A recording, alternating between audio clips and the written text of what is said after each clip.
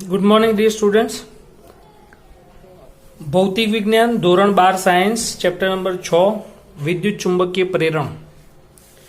આપણે લાસ્ટ લેક્ચરની અંદર પ્રેરકત્વની વાત કરી હતી। પ્રેરકત્વનું આપણે સૂત્ર પણ સાબિત કર્યું હતું, L બરાબર N∅B/I। પ્રેરકત્વ કઈ કઈ વસ્તુ ઉપર આધારિત છે એની પણ આપણે ચર્ચા કરી હતી। પ્રેરક એ અદિશ રાશિ છે, એના બે એકમો। આજે આપણે જોઈએ અન્યોન્ય પ્રેરકત્વ। અન્યોન્ય પ્રેરકત્વમાં બે ગૂંચળાઓની જરૂર પડે। બે ગૂંચળાઓ ધારો કે C1 અને C2, C ફોર કોઇલ, પહેલી કોઇલ એટલે ગૂંચળું, C1 અને C2 બે ગૂંચળાઓ છે। આ બે ગૂંચળાઓમાંથી C1 ગૂંચળા સાથે આપણે ગેલ્વેનોમીટર જોડેલું છે, C2 ગૂંચળા સાથે આપણે બેટરી જોડેલી છે। જ્યારે આપણે અહીંયાથી કળ બંધ કરીએ ત્યારે પ્રવાહ પૂર્ણ થશે। C2 માંથી પસાર થતો પ્રવાહ ધારો કે I2 છે, C2 માંથી પસાર થતો પ્રવાહ ધારો કે I2 છે। તો સિમ્પલ છે, આપણે જે ચોથા ચેપ્ટરમાં ભણાય પ્રમાણે કોઈ પણ ગૂંચળામાંથી પ્રવાહ પસાર કરાવવામાં આવે એટલે એ ગૂંચળાની અંદર ચુંબકીય ક્ષેત્ર ઉત્પન્ન થાય છે। એ ચુંબકીય ક્ષેત્રની બળરેખાઓમાંની અમુક બળરેખાઓ બીજા ગૂંચળા સાથે સંકળાય છે, એટલે કે બીજા ગૂંચળા સાથે ફ્લક્સ સંકળાય ∅1 અને બીજા ગૂંચળા સાથે સંકળાયેલા ફ્લક્સને કારણે, ચુંબકીય ફ્લક્સને કારણે ગેલ્વેનોમીટર કોણાવર્તન દર્શાવે છે। હવે જો તમે બીજા ગૂંચળામાંથી પસાર થતા પ્રવાહના મૂલ્યમાં ફેરફાર કરો તો ઉદ્ભવતી ચુંબકીય ક્ષેત્રની બળરેખાઓમાં પણ ફેરફાર થાય। તો બીજા પહેલા ગૂંચળા સાથે સંકળાયેલા ચુંબકીય ફ્લક્સમાં પણ ફેરફાર થશે। એટલે એવું કહી શકાય કે પહેલા ગૂંચળા સાથે સંકળાયેલું ચુંબકીય ફ્લક્સ એ બીજા ગૂંચળામાંથી પસાર થતા વિદ્યુત પ્રવાહના સમપ્રમાણમાં છે। એટલે કે પહેલા ગૂંચળામાંથી ઉત્પન્ન થતું ચુંબકીય ફ્લક્સ એ બીજા ગૂંચળામાંથી પસાર થતા પ્રવાહ ઉપર આધારિત છે। I2 બદલાય તો ∅1 બદલાય, માટે આપણે અહીંયા લખીએ છીએ N1 ∅1 ચલે છે I2। ચલે છે ની નિશાની દૂર કરવી હોય તો ત્યાં આપણે અચળાંક મૂક્યો M12, એટલે કે M12 બરાબર N1 ∅1 છેદમાં I2। તો M12 ને શું કહીશું આપણે? ગૂંચળા બેની સાપેક્ષે ગૂંચળા એકનો અન્યોન્ય પ્રેરકત્વ। ફરીથી, ગૂંચળા બેની સાપેક્ષે ગૂંચળા એકનો અન્યોન્ય પ્રેરકત્વ। તમે આના કરતા ઊંધું પણ લખી શકો। બેટરી કદાચ આ સાઈડ જોડી દો, ગેલ્વેનોમીટર આ સાઈડ જોડી દો, તો પહેલા ગૂંચળામાંથી પ્રવાહ પસાર થશે I1, તો એના કારણે બીજા ગૂંચળા સાથે ફ્લક્સ સંકળાશે ∅2। તો એવી રીતે પણ શક્ય છે, એનું પણ સૂત્ર આપણે પાછળ લખીશું।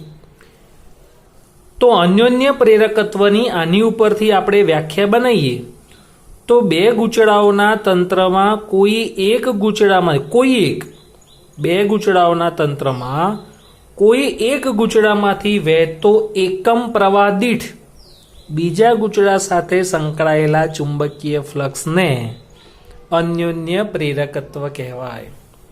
ફરીથી, બે ગૂંચળાઓના તંત્રમાં કોઈ એક ગૂંચળામાં વહેતા પ્રવાહ એકમ પ્રવાહ દીઠ બીજા ગૂંચળા સાથે સંકળાયેલા ચુંબકીય ફ્લક્સને તે તંત્રનું અન્યોન્ય પ્રેરકત્વ કહે છે।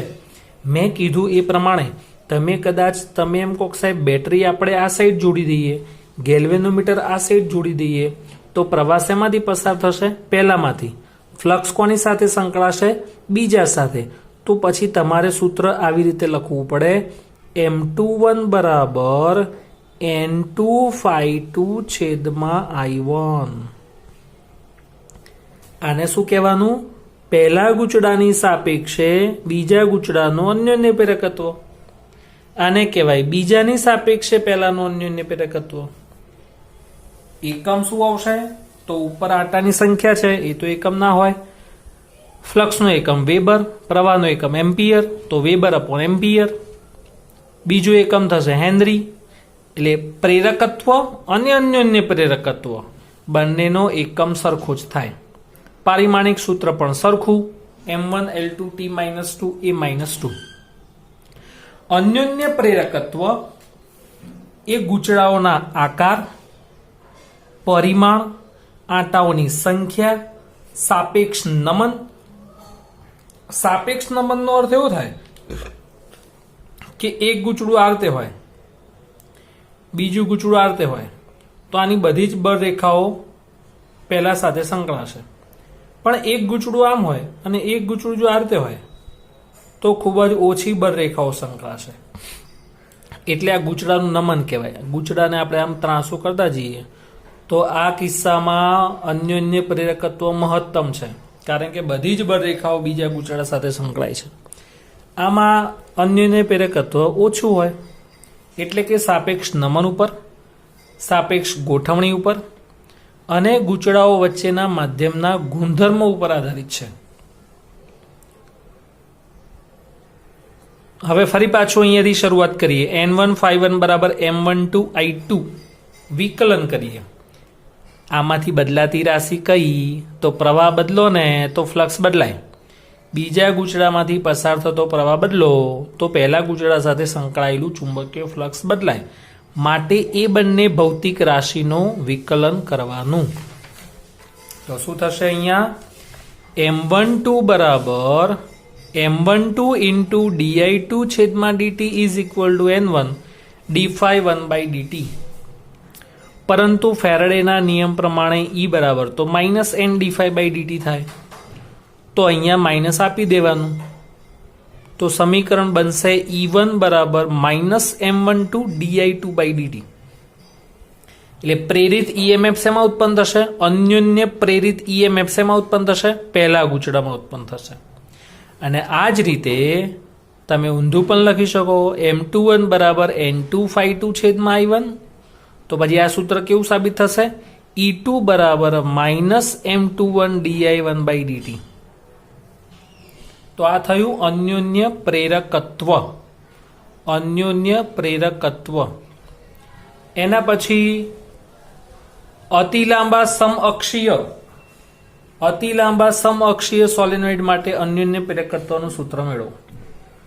તો આકૃતિમાં બે સોલેનોઇડ આપણે દર્શાયેલા છે, બંનેની લંબાઈ સમાન છે. અંદરનું જે ગૂંચળું છે, અંદરનું સોલેનોઇડ છે એને S1 કહીએ, S ફોર સોલેનોઇડ. બહારના સોલેનોઇડને આપણે S2 નામ આપ્યું. બહારનું સોલેનોઇડ S2, એના આંટાઓની સંખ્યા N2, એની ત્રિજ્યા R2, બધું 2.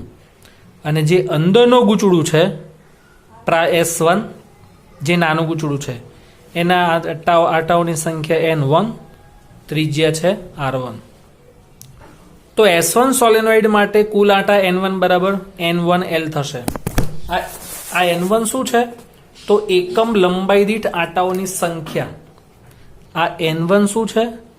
એકમ લંબાઈ દીઠ આંટાઓની સંખ્યા. આવું તમે ચોથા ચેપ્ટરમાં ભણી ગયા. એકમ લંબાઈ દીઠ આંટાઓની સંખ્યા. તો N1 is equals to N1L. તો N2 is equal to N2L.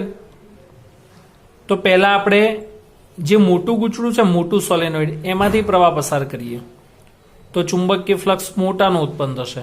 Flux કોની સાથે સંકળાય? નાના સોલેનોઇડ સાથે. તો S2 માંથી પસાર થતો પ્રવાહ જો I2 હોય તો S2 વડે ઉદ્ભવતું ચુંબકીય ક્ષેત્ર B2 બરાબર μ0 N2I2. એના કારણે S1 સાથે સંકળાયેલું અન્યોન્ય પ્રેરકત્વ લખવું હોય તો M12 બરાબર N1∅1 છેદમાં I2. પણ ફ્લક્સનું સૂત્ર ∅ બરાબર B2A1. પછી B2 ની કિંમત મૂકવાની.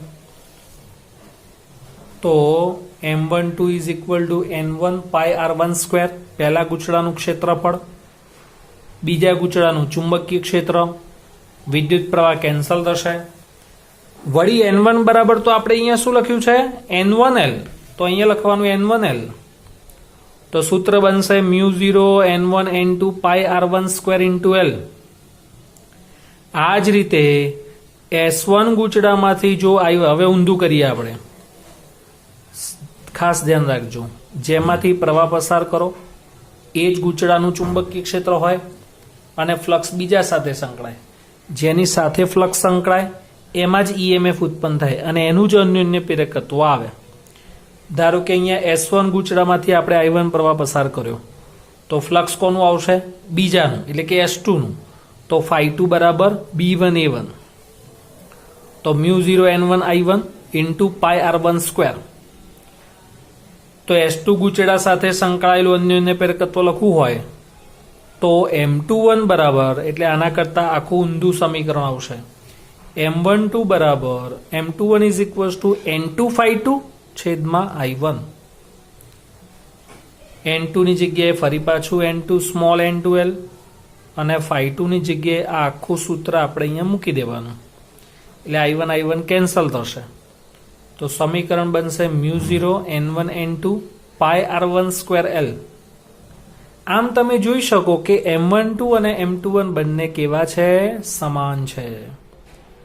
આમ કહી શકાય કે M12 બરાબર M21 બરાબર M, જેને આપણે રેસિપ્રોસિટી થિયરમ કહીએ છીએ.